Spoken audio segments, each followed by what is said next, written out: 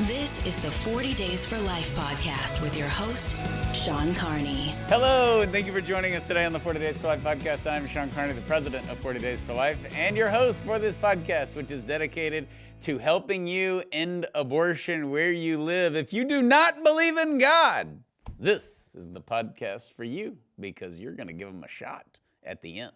And we are going to prove that God exists, because today we are going to cover how Roe v. Wade was overturned and the many things that could have prevented it. This is the most interesting podcast we've ever done.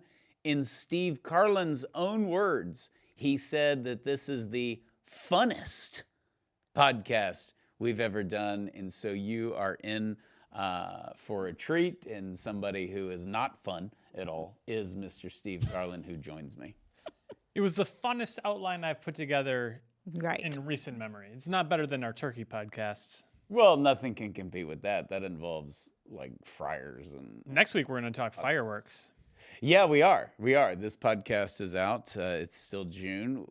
I hope everybody listened to the Pride Month podcast that we put out last month. It's a fan favorite. Earlier this month. That's right. So Time flies, they're right? wonderful. Heather is also here. I'm here somehow. We're trying to get more comments about how degrading your intros are, but we haven't gotten any. I think people think it's right and just. So, Yikes. as we've upgraded you to actually saying your name and not simply be the lady panelist, as one listener wrote on the YouTube page. You were a mere lady. It was a woman who said that. Yes. It was some sexist guy. I think there was a recent comment on the YouTube page where you actually gave a good introduction to both Heather and me recently, and they didn't like that. They wanted you to be rude. Oh. Look, I don't know. I don't care what y'all think. I'm here for the viewer. I'm here for the listener. I'm here for the man on the street. You're a populist. The fighter. Exactly. I'm a populist. Yeah, I've never been called that before, but I'll take it. What are we supposed to be bantering about? I don't know. It doesn't matter. Slider doors. We never planned the banter, but I saw on here you put slider doors. Yeah, Is that doors that slide like to a back porch? Yeah, so the concept of this entire podcast came from a movie that's, I don't know, 20, 25, 30 years old. It's called Sliding Doors. Okay. We mentioned it one time a couple months ago on the podcast, I think. And the whole concept is this lady at the beginning of the movie, she's about to like miss her train. And in one scenario, she just barely makes it. And in one case, she doesn't make it. And then the movie kind of tracks the way her life I like that. transpires. And so we're going to cover that in the podcast, like the various sliding doors. So what I was kind of thinking for the banter, what would be those slider doors in our life that have made all the difference, or fun or not fun? I don't know what they are, but Well, I fell off of a mountain my junior year of high school. I was hiking in Wyoming, and there's been 2 times where I thought I was going to die. And not like, oh my gosh, I'm on a roller coaster, but like, I thought this is the end. Because I slipped and I dropped like 30 feet on a mountain and grabbed onto a little tree. Oof. And pulled myself back up. Whoa. That's a good example. It scared the heck out serious. of me. I was on the way out. So I think about that sometimes, because I was and the dad who took me was like terrified, right? It's like typical, high school kids go camping or whatever, mountain climbing, and one of them dies. It's like a terrible story. So obviously there's that. I was going to be a priest, and instead I'm married and have 8 kids. And Yeah. There were a lot of little things that led me to discerning the priesthood, and a lot of little things that led me to discern to be married. So. And you were going to be a lawyer, right? I was going to be a corporate lawyer. Okay. That's why I wanted to get involved. And then I thought, you know what I could do? Like on the side, maybe I could help some little pro-life group legally. Yeah. So It's cute. I was on my way to Notre Dame. We were excited, and then I started working at the Coalition for Life, and then we did 40 days, and I was like, okay, 5 more years. There was a funny thing with multiple relatives of like, okay, but you're going to like have a career or get a job, right? Like, when's that going to happen? Also have heard that. Yeah, Yes. that's a big one. I mean, I haven't heard it in a long time, but I heard that definitely a lot. Yeah, no, it's kind of funny. beginning. Which I can understand both sides of the Coalition for Life was this tiny little thing. So, but yeah, I think I've had multiple ones where I would say they're blessings. Some of those are big things, right? Like you die, you don't die. That's a huge thing. That's pretty big in someone's life. Yeah, I mean, Death. Heather and I would not be in this room right now if you had died, probably, most likely. Somebody else would be here. But it might not be us. Maybe. and That's kind of true. my The focus. whole cosmos. Wouldn't be me. Yeah. I don't know why. I was able to guilt you into working here, and you were just so rude about the whole thing. I was like, you're good at it. You're going to be great. And you're like, no, I'm not. Okay, I would say two for me would be I was going to go to the University of North Texas all the way up until mid-April of my senior year of high school. Wow. Like, I got accepted. I was making plans for the dorm, and I even got tires on my car, snow tires, in the event that I had to drive through snow up there, all that. And then changed my mind and decided I had gotten accepted into A&M as well. I never would have, I can't say I never would have gotten involved in the pro-life movement, but it probably would have been pretty different. I've got a big one like that, and that Mary Lisa went to Notre Dame after high school, loved it, had a 4.0. She's 2 years older than me, so I mean, I was in high school when this happened. So she decided to transfer to A&M because she missed her old boyfriend. Ooh, that's a... It was a total loser. That's a good one. And commits to that in the spring while she's still at Notre Dame. They break up. She's already committed to go to A&M. She kind of moves back, like, just sort of depressed. She was glad that she broke up with him, but just like, and then she goes through her sophomore year, and then I graduate, and then the summer before my freshman year in college, we started dating. But she would have just finished at Notre Dame, and I would never. She was right. I guess I would have seen her Well, sometime. you still had a connection. I was friends with all her brothers, but Yeah. it just wouldn't have been. I don't know. It wouldn't have been the same, or she would have met somebody else. That's a good sliding door because, like, die, not die, like I said, that's a big deal. Yeah, These that's a are, big like, things that are kind of unrelated. You wouldn't guess they would play out that way. So I'm and then grateful you are. for the Yeah. boyfriend. Yeah. I mean, without the ex-boyfriend, she doesn't move back. This is a country song. Yeah, there's something there, and then I'm glad she kept you around until she didn't. Like something like where you kind of use the ex-boyfriend, it works out for you, but then he's not around anymore. So, How did you end up as a freshman dating an upperclassman? God is on my side. Guilt? What guilt from? You guilted her. I didn't guilt her. I'm kidding. We did a lot of 7th grade. She likes you, you like her, like through the friends. I mean, it was a little pathetic. But no, she got a little crush on me my senior year of high school. Like at the end, when I kind of announced that I wasn't going to seminary, which had nothing to do with her.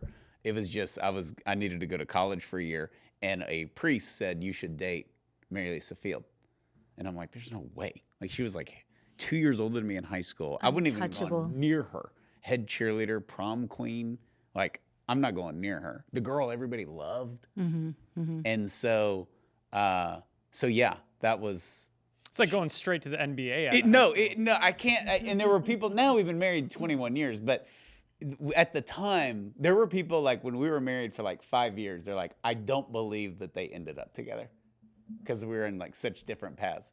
And Do they say that in a really condescending way? no, they say it in like I'm just shocked that those All two right. ended up. You know, and I know other couples like that I went to high school with that I'm like, I can't believe they ended up together. But no, it was like totally shocking, and it literally was like I'm gonna enter a free throw contest, and then you're playing for the Lakers. Yeah. Like it was just like instant. It was awesome. Nice. And she really liked me. And when I realized she actually liked me, it was like, oh man, this is awesome. Was there a fear of how am I gonna? To me, it seems like Don't you're a screw this freshman. up. Yeah, like No. you need some seasoning in the minor leagues. I was pretty confident. Okay, I guess I can was see that. flirting with arrogance. Yeah, so I didn't have a problem with that. That was fine. I was like, no, I took her out to a nice, we went to Bernard's. I've talked about this on the podcast. So I kind of knew like some of her previous boyfriends, and they were not even remotely close to being as funny as I am. So when was this? If I may say so. This was 01. summer in between? Summer of 01. That's another country song. It's like right after you. So you had not stepped foot in a college classroom. She was at my high school graduation just grinning at me. We weren't dating yet, but I was like, this is great. So are you hanging around with your buddies? Be like, yeah, you guys can date high school girls if you want. No, because we weren't dating. We weren't dating, and I was in high school. Like I blew off. But you had just graduated. Yeah, I blew off, and she was entering her junior year of college. Now, age-wise, we're like 14 months apart or something. Okay, because I was the oldest in my class. Sure. So, but yeah, that summer was awesome, and like, I blew my family off after graduation, and I went and ate with her family. Like I did the little something with my family, but then I hung out with her family the whole time. Because I was friends with her brothers, but now the sister liked me, which is absurd. Like 6 months before, I'd have been like, there's no scenario where we're ever remotely flirting. This is a flex. Like, Oh. I hope you're flexing on your friends. I wasn't. And I was But you didn't need to. It's like the old money that doesn't need to prove anything. Yeah, but also it wasn't like, I'm going to marry you. I wasn't the creepy guy. But it was like, I was scared of not being a priest or not getting my vocation right. So I would say it was a thing of discernment. She was a great person to discern with if I wasn't called to the priesthood because she was a good girl. So there wasn't that. It was just like it wasn't a rush. It wasn't like, hey, guess who I'm dating? I didn't have to say anything because nobody believed it. Everybody was like, did you hear this? This was like a big thing in our town. And of course, I went to A&M, so I left. So basically, my stepbrother kept me afloat on everything. He's like, I have friends that don't believe that y'all are dating. I think this is a flex and you're selling yourself short. Like, you don't even know what a flex it is. Like, your friends just went to prom and you're dating like an actual woman. But yeah, but I didn't see it like that because I didn't want it to be disrespectful to Mary Lisa. Ah. I didn't want to, I'm a smoking hot trophy wife, like at a Talladega Nights, even though that's what I say to her now. So I didn't want to make her uncomfortable. All right. I also didn't want to, I wanted Ruin to do it. the thing like you score a touchdown, you act like you've been in the end zone before. Because she was Miss Everything. And if it's like, hey, look, I got a picture with Mary Lisa, we went on our first date, it's just kind of, I'm like a loser. No, I think this is, The flex was when I went home to my family with her.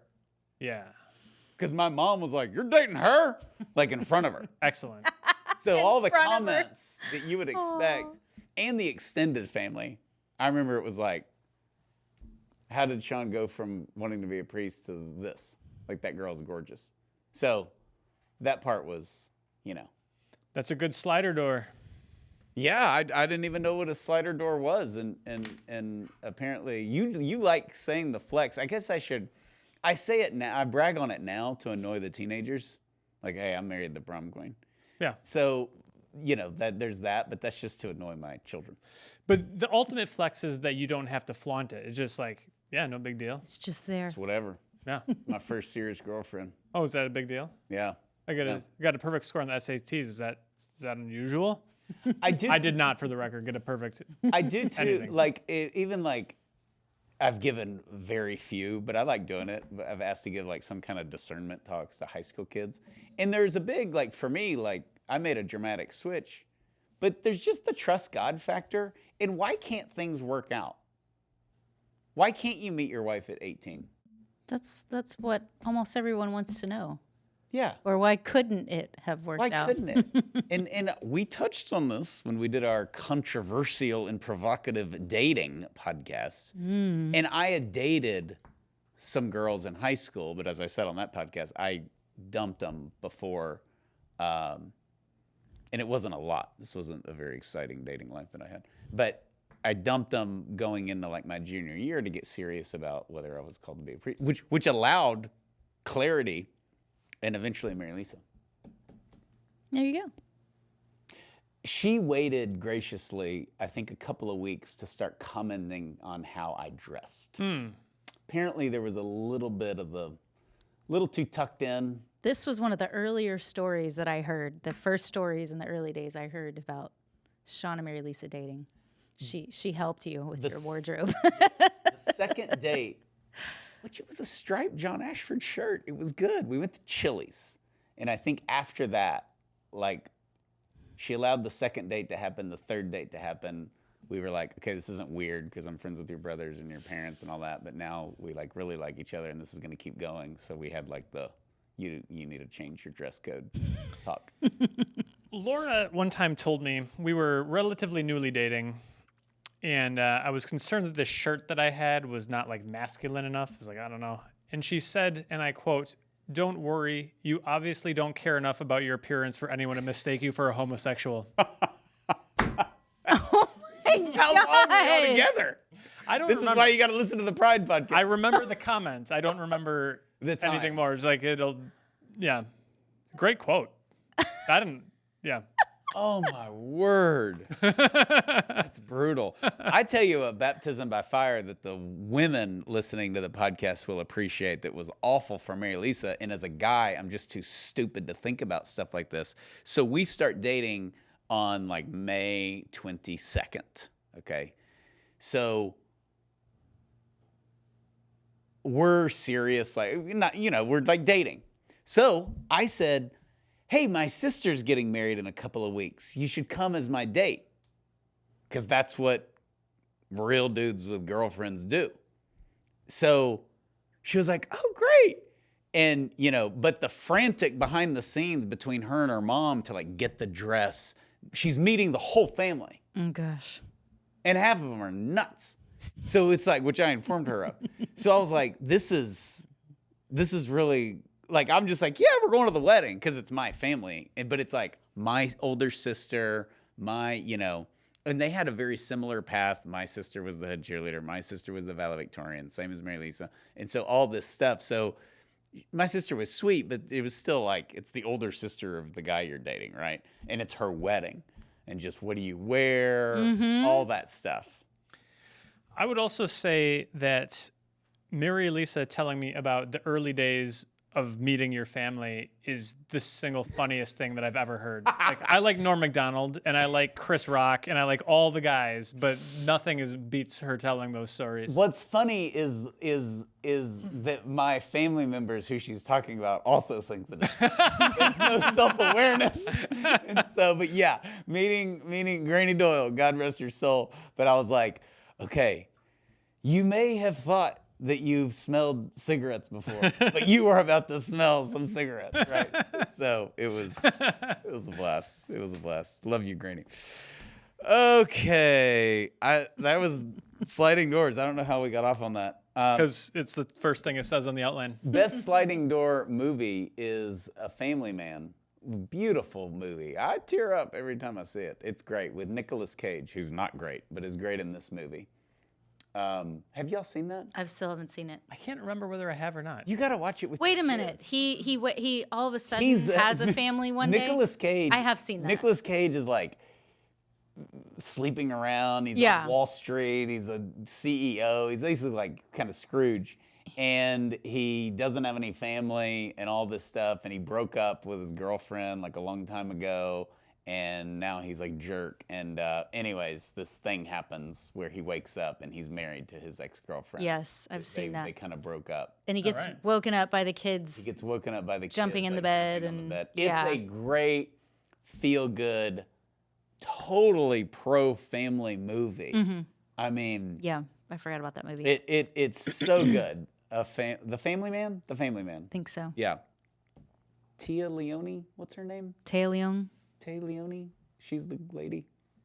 Yeah, that sounds right. So, anyways, great movie. I did see that a long time ago. Yeah, Mary Lisa loves it, and I love it. So it's really, really great.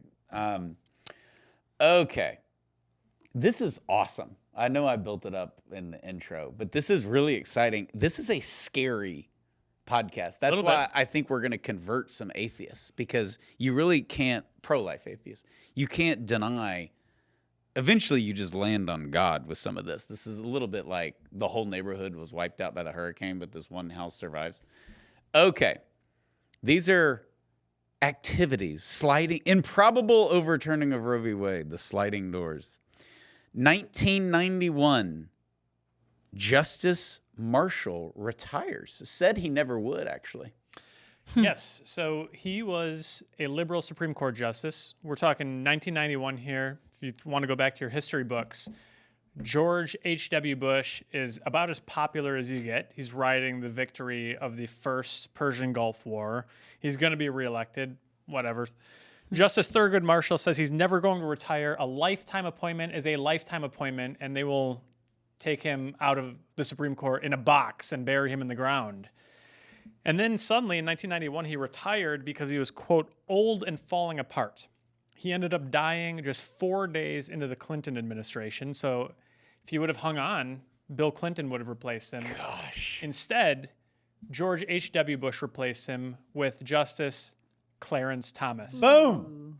Justice That is Thomas. such a flip because it's not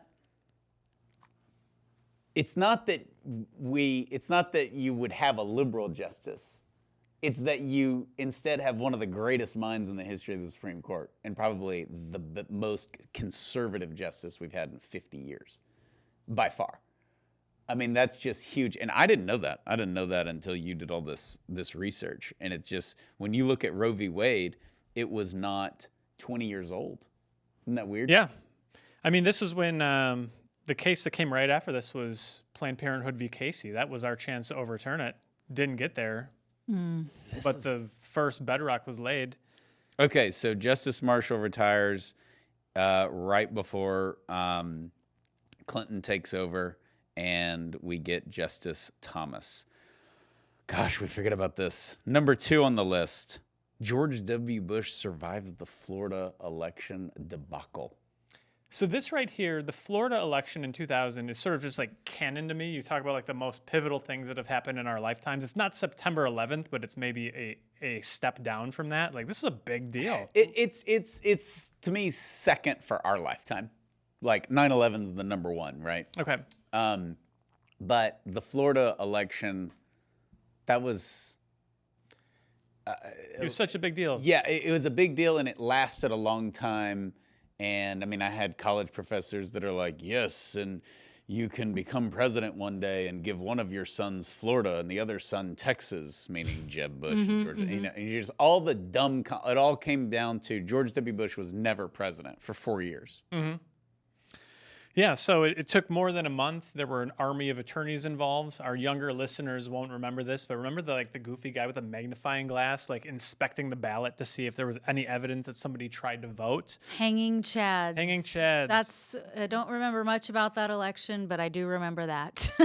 So W won by 537 votes out of 6 million cast in Florida. And this isn't just, Wow. okay, it's a close election. We're used to close elections now, right? There hadn't been a close election forever. Clinton won 2 landslides. George H.W. Bush won a landslide. Reagan won 2 landslides. It's been forever. So, like, it's 8:30 at night. You know who's going to be president. And here we are 30 days later, and we still didn't know who was going to be president. That's how close it was. So anyway, he gets in. Winning one term allows him to win a second term. And early in the second term, he has the opportunity to appoint 2 justices to the Supreme Court. Only one of those proved to be reliably pro-life, Justice Roberts. Yeah. Not good.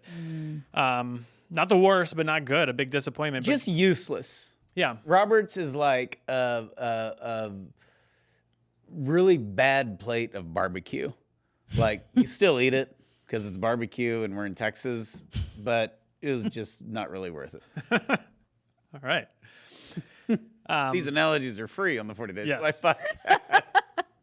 Heather, tell me the analogy doesn't make sense. No argument from me here on that one. It's the Luke Bryan. No, that would be a low blow. Low Don't. blow. No. I'd take Luke Bryan. Luke Bryan over Justice Roberts Any day. Yeah, so interestingly, he gets 2 justices. One of them, the first one, Justice Roberts, disappointment, would not have overturned Roe v. Wade. But number 2 is Justice Alito, Samuel Alito, who wrote the opinion, home run selection, overturned Roe v. Wade. For our younger folks out there, That was switched in the like pre-draft pick ESPN analysis. Everybody was like, Roberts is going to be one of the most conservative justices in the history of America. We don't know about this Alito guy. That was the consensus, that we were worried about Alito. And it's just comical now, unfortunately. But to the Roberts haters, and there's probably a lot of them that listen to this, the reason everybody hates, one of the reasons he's been useless is he gave us Obamacare. Yeah. After they had decided to strike down Obamacare. He just always seemed like the guy that wanted to be the cute one in the room with the little snarky remark or whatever. I just want to be different, I don't know. He's the guy that, I don't know. It's all about the integrity of the courts, but then he preserves the integrity by completely destroying the integrity of the Supreme Court. Yes. So that's no good. But here's a sliding door within a sliding door. Not only do you have George W. Bush just barely hanging on in Florida, there are various ways, like if they had done the recount, some of the studies showed if they had done a full recount of the entire state, Bush may have lost. But that's not what Gore sued for. It's not what he got. So he replaces, Sandra Day O'Connor steps down. He's going to replace with Justice Roberts. And then suddenly Justice Rehnquist, the Chief Justice, dies. So George W. Bush, again, if Gore had won, maybe Gore would have won a second term, would have replaced him with a liberal. But even then, Alito was not George W. Bush's first pick for that. He was going to appoint Harriet Miers. Remember that name? No, I don't remember that. Appointed Harriet Miers. She didn't have much of a pedigree. Her stance on abortion was somewhat unclear. There were fears that she'd turn into the next Justice Souter, who was appointed by George H.W. Bush and ended up being a big liberal. And so George W. Bush ended up withdrawing the Harriet Miers nomination and giving us Alito. And again, Alito is the one who gave us the ruling in Dobbs. Wow. You've uncovered for me another sliding door, even though I'm still not sure what that means. We established this now. This is so maybe on the same level as the Florida thing. Bush was losing in 2004. And I would argue the swift boat veterans are a huge sliding door for the overturning of Roe v. Wade, because he was losing. In those ads, we know the great guy that did the PR for that. That was detrimental. And that was the epitome of an October surprise. And that was huge. That killed Gore. Because they were like, oh. Kerry. I'm sorry. Kerry. So in because he gets elected, he didn't appoint these guys the first go around. Right. But we were just re-electing presidents back then. So the swift boat ads were a huge deal in electing George W. Bush, because it basically became, if you're for the war in Iraq, you love America. And if you're not, you don't. Which did not age well at all. So that was like the thing. And Kerry was against the war. He voted against the war before. He voted for the war before he voted against it. Remember all that stuff and the flip-flop. Karl Rove was actually brilliant during all that. So anyways, I think the swift boat guys definitely are a sliding door, because that switched the election. He was going to lose. There you go. Well, we can flash forward 13 years. Remember Senator Harry Reid? Does that name ring a bell? Yes. So here's the thing about Harry Reid, and it's the same for Pelosi, and I know they're both Democrats, but I'll throw Boehner in there. And I met John Boehner; he's a nice guy. But I never understood why people really liked those people. How does Nancy Pelosi have fans? Maybe she doesn't. She's just on TV all the time. Who liked Harry Reid? Who's out there going, Harry Reid changed my life? Maybe there is. Maybe it's some neighborhood kid. I think it's a lot of these spending bills that we don't pay attention to, but they bring home the bacon to their state or their district. Okay, and they're like, he gets it done. Yeah. Because I understand why people worship Bill Clinton. The guy's very charismatic. He's very charming. I know somebody who knows him. They said he's one of the most affable guys you ever meet. He's totally, Hillary's horrible, but he's the nicest guy in the world. He's funny. He actually cares about you. He's going to talk about sports. I get the Clinton thing. I get the Obama thing, even though my father-in-law is going to have a heart attack hearing that. But I get it. I get the George W. thing, Definitely get the Trump thing. He's very charismatic, although he's a very big turnoff to a lot of people.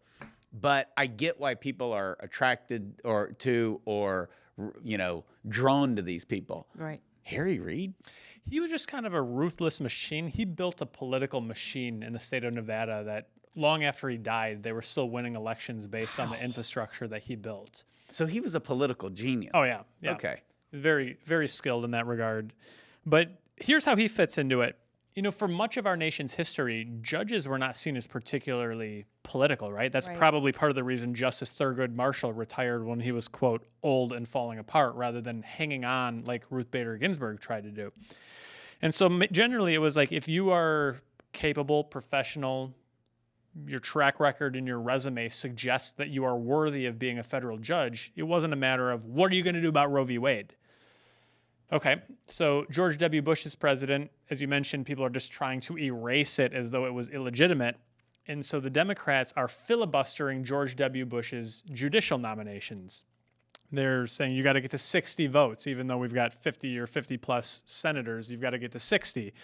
And so George W. Bush threatens, and really the Republicans in the Senate threaten to eliminate the filibuster. You don't have to have a filibuster. It's not required. And so they call it the nuclear option, because at that point it's just going to escalate. So this is getting kind of like into the weeds, a little bit nerdy here, but long story short, W's nominees get filibustered, Obama becomes president, and they return the favor. They filibuster his nominees, and Harry Reid is just, screw it, I'm going to get rid of the filibuster. It's done. That ended up paving the way for Trump to get 3 justices confirmed in one term, even though he had only like 50 votes. Interesting. Because Reid got rid of the filibuster. Mm-hmm. How about There's that? That's a big irony. Yeah. There's a great tweet that goes on every now and again. Every time you get a close thing at the Supreme Court, particularly the overturning of Roe v. Wade, people will retweet Justice Harry Reid saying, "Thanks for the support on the filibuster. It had to be done." That's awesome. That's good. That's awesome. I love it. But there is no world where you get in the DeLorean. Let's say you're a Democrat hero. I'm going to get in the DeLorean. And I'm going to go back to 2013. I'm going to sit down Harry Reid, and I'm going to say, you can't do this. You can't get rid of the filibuster, because it's going to enable Donald Trump to put 3 justices on the Supreme Court, and they're going to overturn Roe v. Wade, and we can't stop it. He busts out laughing. Crazy. Get back in your DeLorean and get out of here, you freak. There's no world. Yeah. 2013? People weren't taking Trump seriously in 15. Even in August when he was up in the polls, after just getting in the race. So it was really, really funny to think about, if going back, they wouldn't listen. That's funny. No, and I think even if you convince them, these people can't help themselves, because this brought disaster upon them with the 3 Supreme Court justices, and then Biden gets in office and they try to abolish the filibuster on legislation too. So they're just going to do what they're going to do. It's a power play all the way. But people forget about that, Harry Reid. Okay, here's a big one. This is more recent history, but this is the next one on our list is actually really funny, but not to him yet. Okay, number 4, 2016, Mitch McConnell. Say what you want about him.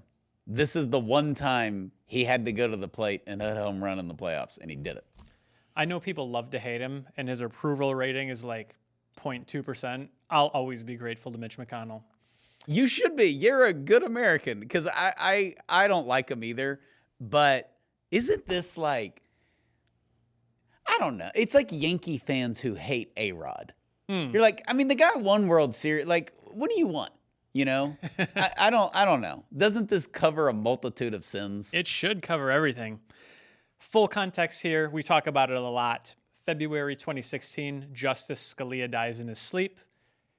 Hillary is cruising toward election. She's going to have the opportunity. So either Obama replaces him, or maybe Hillary replaces him with someone worse. And Obama's kind of like, okay, well, I'd like to be able to get my nominee through. So he selects a nominee who is described as a moderate. Maybe the Republicans will confirm my moderate liberal nominee rather than risk Hillary winning, and she's totally going to win, and then she can put in some far leftist. Well, maybe not totally. Maybe not totally. There were a lot of conservatives who were like, look, Mitch McConnell, just confirm this guy, because you don't know what's behind door number 2. And Mitch McConnell said, no, we're not going to vote. We're not going to even hold any hearings. It's a non-starter. We're waiting. The American people can decide who selects the next Supreme Court Which nominee. was risky. Very risky. And then, of course, Trump pulls up the upsets. A big part of that, I think, was he released his short list of nominees. Which nobody could have predicted he was going to do. Nobody does that. That's like unheard of. That was one of my, there were like, I was an early Trumper, as you know, but like, that was like the fifth best thing he did during that campaign. But that was where he just shocked. I think actually some independents, which really went for him in 2016, were like, that's pretty dang honest. I mean, he can't go back on that. And he didn't. He didn't. He released the list. Who does that? Everybody just listens to other people, which he listened to some people, but they were good people. And who puts the list out? Like, this guy's nuts. I think it kind of, was that March or April or June? I don't remember exactly when he did it. I want to say it was closer to the fall. That's what I think. I think summer's in my mind. And the Trump campaign found out or realized that the Scalia death was now the election for the pro-life movement. And the pro-lifers, not their best time in history, in my opinion, were very anti-Trump, slow to be Trump, criticizing Trump, all of that, even though the alternative was Hillary. So he sees that. And thankfully, there were a lot of pro-lifers that didn't listen to some pro-life groups, and they voted for Trump because of the Supreme Court. That was huge because if you think about it, I think the mentality amongst pro-lifers and amongst conservatives in general was like, hey, we got George W. Bush, our like evangelical Christian Texas, like checks all the boxes on paper. And then we got funding for stem cell research, and we got Justice Roberts, and we got a lot of things that we weren't thrilled with, and we more so is the things he didn't do that I think were disappointing. So if good old evangelical Christian George W. Bush can't do it, what are we going to get out of twice divorced, 3 times married Donald Trump? It's going to be even worse. And when he put the list out, that was a big sign of credibility. So, of course, he got it. He replaced... There's another dynamic here that comes into the pro-lifers, is that, yes, the pro-lifers were disappointed in Bush, but they felt guilty for saying it out loud. Whereas you can feel proud to say, Donald Trump's a jerk. Well, He's so outspoken. It's pretty easy to say that with for a lot of people. Yeah, because he was so abrasive. Yep. But secretly, as time would tell, and what happened is people thought, you know, I could start to give a crap if George W. Bush was a nice guy who was a really good church-going guy. I believe what Trump is saying. I believe he thinks Washington's actually corrupt, and he doesn't say it in a nice way. He says it in a mean way. And But they didn't. But too many people were doubting his. What are his motivations, and is he really going to, like with these justices that he's putting this list Right. out on? He's saying this because he's trying to be political and win an election. But how can we really trust him? we couldn't. And like you said, the alternative was Hillary Clinton. It was a risky thing, and critics of Trump's political career say he's beat the 2 worst candidates in the history of the world, Hillary and Kamala. But the whole the building your effort, it's funny because he went from that, well, I don't know if we can trust him, what's he gonna do, The never Trumpers. to this is the only guy in the history of politics that's ever just said he was gonna do something and then do it. Mm-hmm. Which after his first term, everybody was like, he did do those things. He ran on them and he did them. And so that was the great irony of that. But I do think that the niceness of George W. Bush was something Trump was able to take advantage of via destroying Jeb Bush in public for 3 straight months. Yeah. So he wins the election instead of getting. By the way, Obama's- that combined with the hatred of Obama and the aggressiveness of Obama, Trump was a little bit like, we have our Obama. Yeah. Except he's not nice and charming like Obama, but he's aggressive. And he's like ruthless. Mean tweets and cheap gasoline. It's one of Steve's many T-shirts. So we got Gorsuch, Neil Gorsuch, out of it on the Supreme Court, and I've been leaving him anonymous. But the moderate justice nominated by Obama, Merrick Garland, future Attorney General who ran the weaponized DOJ. So to anyone who was like, maybe we should just go ahead and confirm that guy, couldn't be Couldn't any be that worse than what we bad. get from Hillary. That was pretty bad. Yeah. He Oh, would have been gosh. awful. And I'll never trust anybody named Merrick ever again after his DOJ. But that was all Mitch McConnell. He held the line. It's amazing. And you got to hand it to him even more because he did not like Trump the whole time, even up to today. So that's what's remarkable. He's not sitting here going, well, I golf with Trump, man. He's going to win. That's a given. He wasn't thinking that. He was thinking, I don't want either one of these people to be president, but the American people should decide. It actually was a really good, principled move, and he left it up to the people. And so then we got Gorsuch, who basically was first on the list because he was a shoo-in. He was the easy one. Okay. Next. Hillary Clinton's big, this is how I'm going to win strategy. Trump stays in the race. This is the comical part. So this is the, I like how you worded this. Donald Trump making lewd remarks about women a decade earlier surfaced. Seems like a less is more description. It was locker room talk, Steve. Whoever came up with that phrase. I remember when he said, I shouldn't have said it. It was bad. It was locker room talk. It was locker room talk. And Mary Lisa's sitting next to me because I was just like so mad, right? And there's did anybody not think Trump was groping women in 2003? That was exact my thought. I was George like, W. Bush. I'm like, what? Surprising. Yeah. I'm like, that's what Donald Trump does. He goes around and grabs women. Not saying it's okay, but not saying it's surprising. Okay. But like we knew what we were getting. Like we just Priced into the stock. It's priced into the stock. Very brilliant analogy. So, but whenever that debate happened, it's locker room talk. Mary Lisa's like, that is genius. She said it out loud. She never talks during these things. I always talk. And so, shocker. Yeah, shocker. And so I'm always commenting, and she's like, shut up. Get here. Yeah. And so she's like, that's genius. Whoever came, because I was like, I don't know. And I was in locker rooms, right? And so I'm like, I don't know if that's a good way. And Mary Lisa's like, no, for women, that's like, yeah, we know those it boys, happens. we know they get together and all that. And it just, I was like, okay, we'll see. I think he's going to lose. Yeah. Do you know who drove that line of response, that slogan? No. Melania. No way. Yeah. No way. I don't know if she's the one who coined it, but she's the one who moved it forward. That's locker room talk. Mm-hmm. She's not even American. Like, she wasn't from here. Right. I didn't know if that was an American term. I would guess, it's is, not. But she... No, it is. I heard that phrase when I was in college. But you're an American. I'm saying you were raised here. Yeah. She wasn't raised here. And I thought that was something that it was like slang, American slang. She might have learned that. Maybe she did. Way to go, Melania. But we're a month before the election, and it looks like 50-50 as to whether Trump is going to drop out. I mean, now we have Biden drop out, and it's complete chaos. There's nothing that would surprise. We got presidents getting shot during the middle of the election, and anything goes. But in 2016, we had kind of normalcy for a while, and now we don't know if we're going to have a candidate on the ballot a month before the election. So he's talking about grabbing the women, and then the Republicans run for the hills.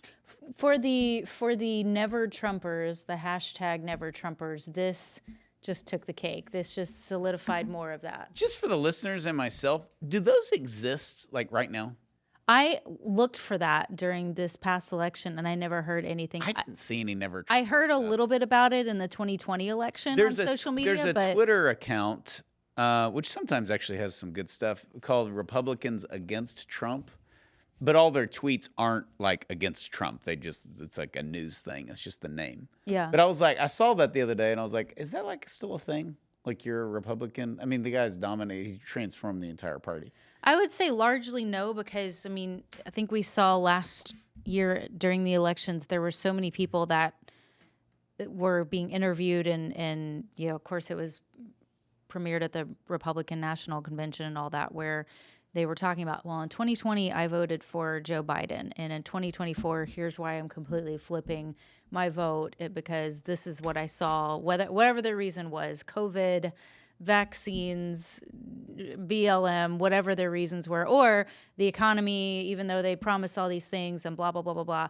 I think probably that was a sign that, not that there's no never Trumpers existing anymore, but that I just did not hear very much or see very much of that, being relatively observant of the political environment. Well, it would make no sense now, because what we learned is that Trump had a lot of Reagan qualities, which is peace through strength, unleashing the economy,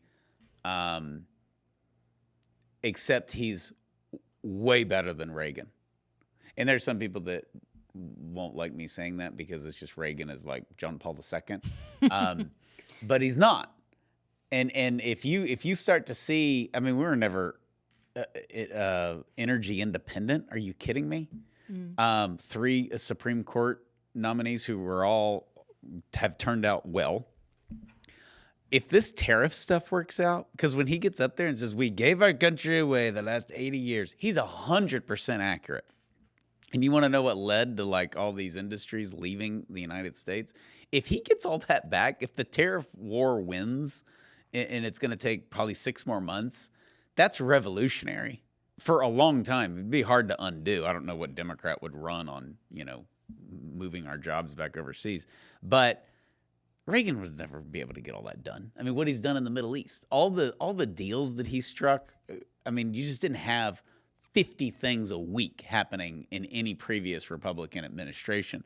And so that's just the great irony of going back and telling our kids, a lot of people really didn't trust voting for Trump in 2016. They're like, what? But he's done, I mean, because Trump's enemies give him the biggest compliment, which is he ran on this, he said he was going to do it, and he did it. Why are we surprised?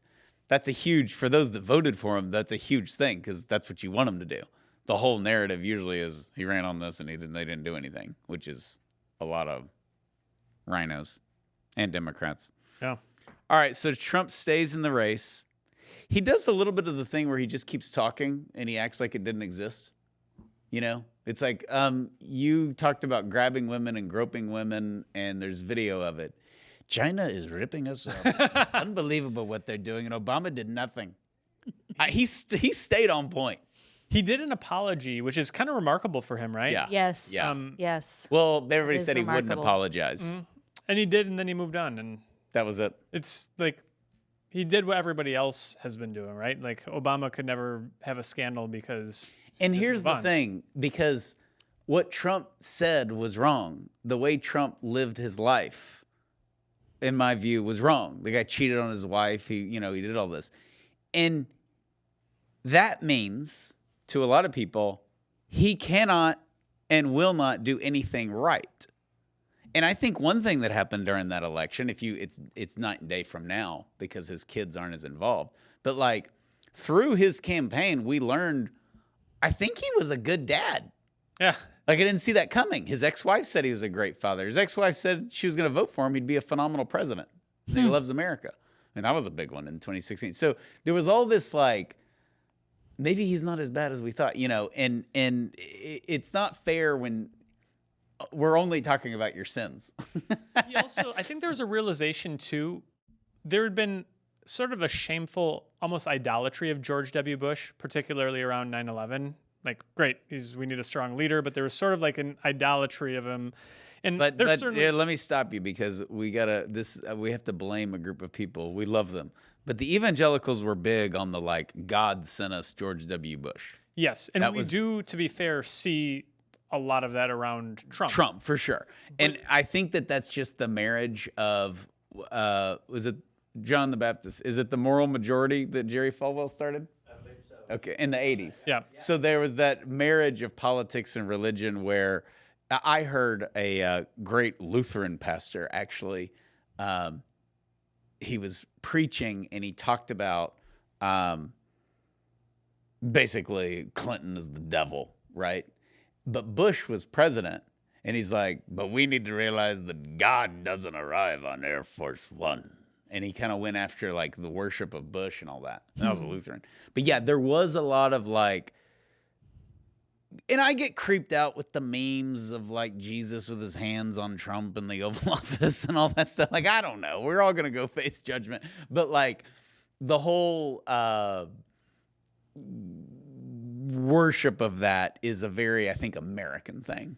I was giving a talk in this small town, Midwestern town, a couple of years ago, and they had yard signs out that said, Jesus and Trump protecting our children. And I thought, I'm a little uncomfortable with this.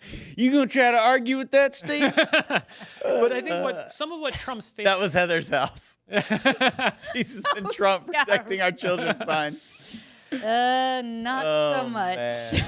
I think if there's a silver lining to all of that, though, it's that some of Trump's failings allowed us to say, okay, we don't need Trump to be Jesus Christ. Right. We don't need him to be the Pope. We don't need to be King Louis IX of France. He could be our Constantine or our Cyrus of Persia and just give us some breathing room to operate. Yeah, so James Dobson kind of came out of retirement and went to pitch a World Series game by doing this event for Trump in the summer of 2016, and I got invited. And we went up there for it, and I had already done an event for Trump a year earlier, so I was personally. And it was so I was already on board, but they were basically trying to get the evangelical community on board with Trump. And it was at the Marriott Marquis in Times Square. And I remember him coming in, and I was just interested because I know how he was at our event and how easy he was, but how honest he was. And I'm like, how is he going to handle this? Because he had really given no signs that he was going to be good speaking to evangelicals. He had addressed Catholics, but he was friends with Cardinal O'Connor because they were neighbors on Fifth Avenue. And Cardinal O'Connor was friends with the children and all of that. And kind of helped keep them together when he was going through the divorce and all that stuff. So he kind of spoke Catholic. So he comes out and he's like, you have so much power. You have so much power. You don't use it. You don't use it. You don't get up at the pulpit and talk about abortion. You don't talk about gay marriage. You don't use your power. You're kidding. Oh, it was like he turned the tables. Oh, which my gosh. Now we know that's his thing. And he was saying it gosh, y'all could be so much better. Wow, yeah. That kind of thing. It was a good tone, but it was a direct, prove yourself to me. Yeah. And he said, I'm going to get rid of the Johnson Amendment, with the 501c3, can't talk about. He's like, why can't y'all tell people to vote for your pastors? Voting is a moral I think it's a moral obligation. Why can't you tell people to vote? Me. We should listen to pastors. You're all good people. You're better than me. He made a few jokes about how he's not actually the best Christian. And then he said something like, believe it or not, I don't know what the fake news says, but I do own a Bible. And I've read it. It was funny. He couldn't, and I was like, it's over. These people are now fawning all over, as they should have been, the way he handled it. But he's basically y'all are a bunch of wusses, and the culture has gone to pot. He talked about divorce, and he said, I've contributed to it. He talked about abortion. He talked about everything. And I was like, wow. Because I didn't like the tone. Because there were a number of speeches before Trump came out, and it was we will see if he is worthy, all that stuff. And I was like, really kind of self-righteous. This guy is probably going to make a good president. He can run a company. Now, he's not going to be Mother Teresa, but we don't know that. I don't know. So it was really funny the way that worked out. And looking back, all of this, when he made the McCain thing, which was so stupid. I like the guys that don't get caught. Somehow his numbers went up because he said, I like the guys that don't get caught. And the next sentence is, what has McCain done for the vets? He's done nothing. He's done nothing for the vets. He's a disgrace. And everybody's like, oh, he's John McCain, is he? No, he's done nothing. So his poll numbers went up a week later, which is when I was like, okay, he's going to win. But that was another one where I think Cruz and everybody was like, Donald Trump must get out of the president. He's a disgrace. And so all of that, you have Trump stays in the race and we're going to the big video drop. But that was the 38th thing right, that had happened where it's we demand Donald Trump drop out of the race. Yeah. Yeah. But this one seemed like it might happen, right? It might be how do you take his name off the ballot? He was considering allegedly dropping out. I do think Trump has been brilliant at picking vice presidents at the right time. Mm-hmm. And Pence was the perfect choice for him. And I definitely think that he helped during that time get people to vote for him. Okay, 2018, Justice Kennedy retires. Got to back up one more. What? Sorry, 2016, Republican senators barely hold on. I forgot about this. It's the same election, 2016. If Trump had gone down in flames, probably some of these Senate candidates too. But you had races in Missouri, Indiana, North Carolina, which maybe they kind of lean Republican, but they're in the toss-up category. Then you've got Democrats favored in Pennsylvania and Wisconsin. If Democrats win only 2 of those races, there are not enough votes in the Senate to confirm Justice Kavanaugh. Instead, Republicans run the table in 2016. 2 years later, when they've got Kavanaugh up to bat, he's got the votes. He's able to just barely squeak in and be one of those necessary justices that overturned Roe v. Wade. I like General Counsel Matt Britton's take on Justice Kennedy, which is a secret behind-the-scenes conversion. So he retired, because they were ticked at him when he retired. But he was a Catholic his whole life. He was supposed to be this pro-life, justice. He was horrible. He always sided with the other side. And he made a pro-life decision. I forget what it was. Then he retired. And Matt had this theory about, I think he's seeing his grandkids and he's getting older and he's like, what have I done with my life? And he's going to try to make up for it by giving Trump a chance to, because he didn't die. Right. When did he die? Is he still alive? Still alive. So he'd still be on the Supreme Court, not to state the obvious. But I mean,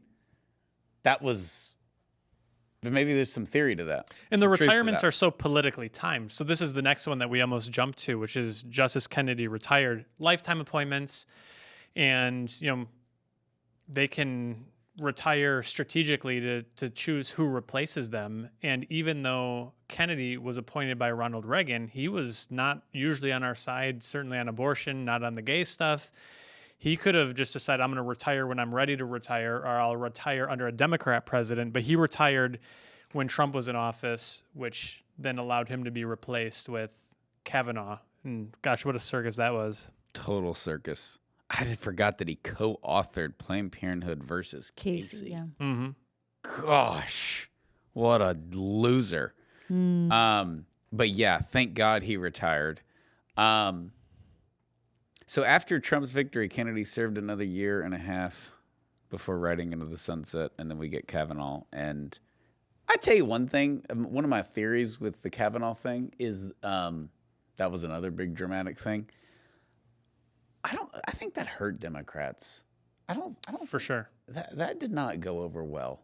That was really odd how they just started getting women out of nowhere to say he raped me. And it's like, I met you once for 2 minutes and we, it was just, I don't know. There was some good analysis on this where it said, they're really trying to appeal to the suburban women, right? Because suburban women kind of turned against Trump and maybe they were fiscally Republican, but they're going to vote for choice.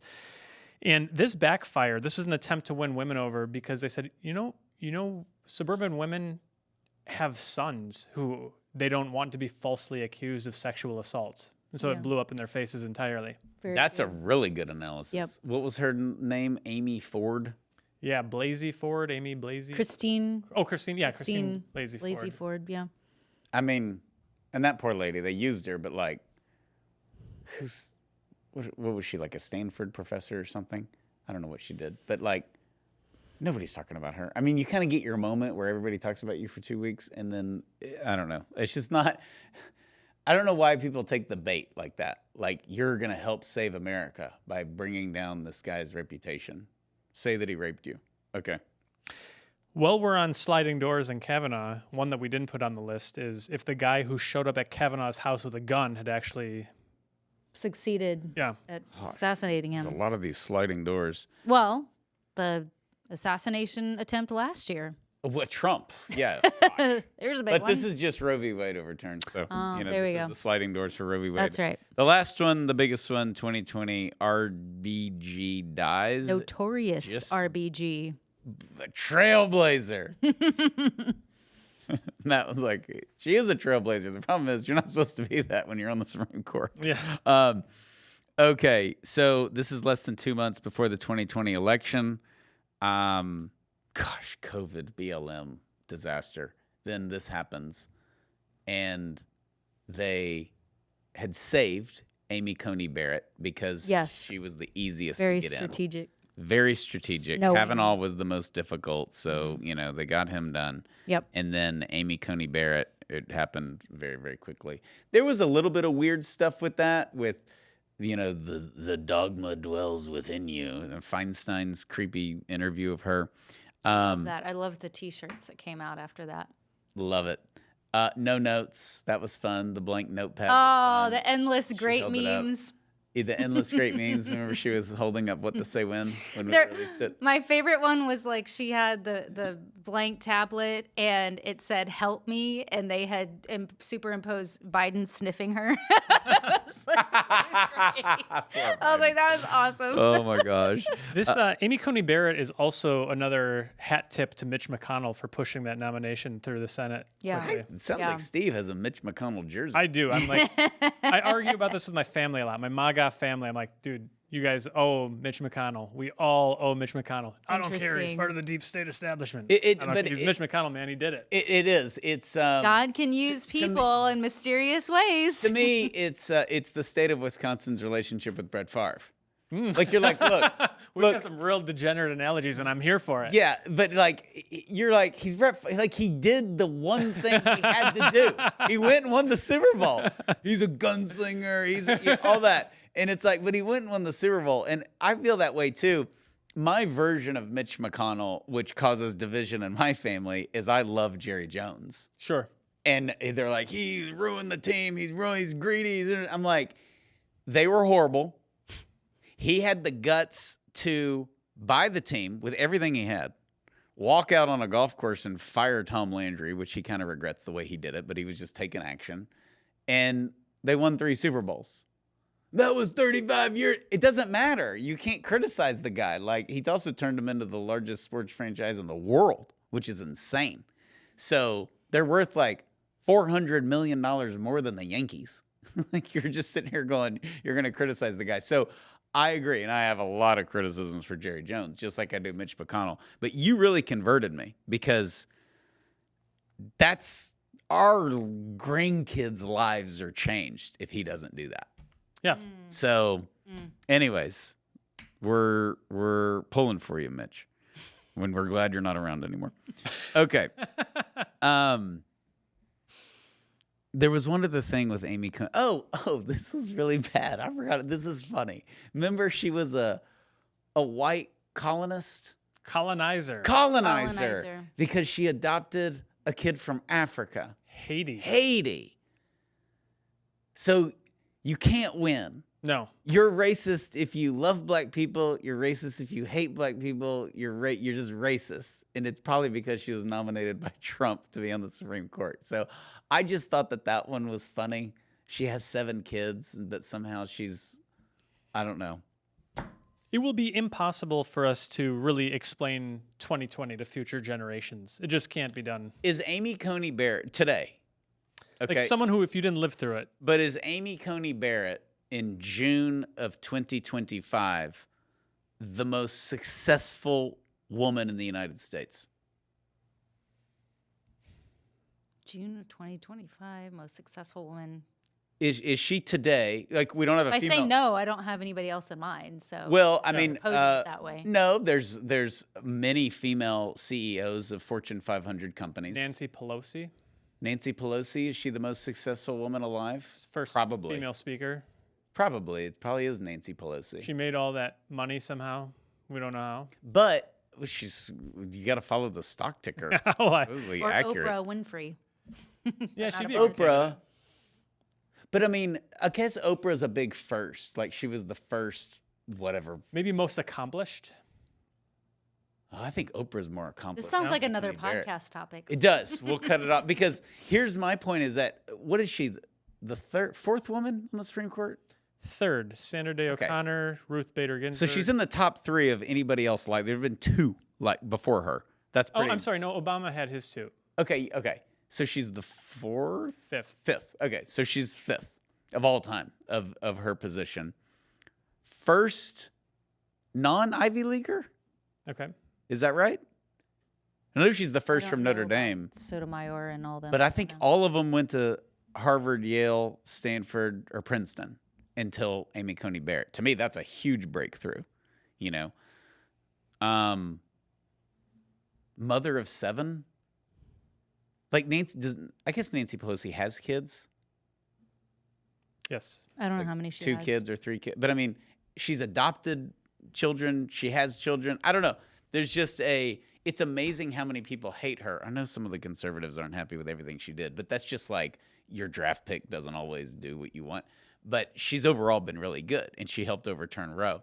It's amazing how much criticism she got. And you're like, this woman's like a hero to little girls and should be. She's a mom. She's on the friggin' Supreme Court. And she whatever, is 50 years old. It's amazing what she's accomplished. Yeah. I couldn't understand that at all. What does Nancy Pelosi have? This says 5. I think One she of her does have 5. daughters looks like her We twin. Don't say that.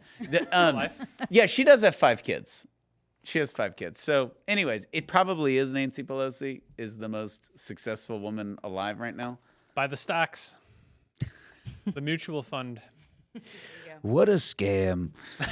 Okay, any closing comments? No. No? Okay. All right. Let us know who you think is the most successful woman who's alive right now. Besides, of course, our own Heather. Oh, yeah. Yeah. Besides me. You're number 2. Amy Coney Barrett, then you. Sure. Then Nancy Pelosi. All right. Please rate, review, and share this podcast. We will see you next time. God bless you.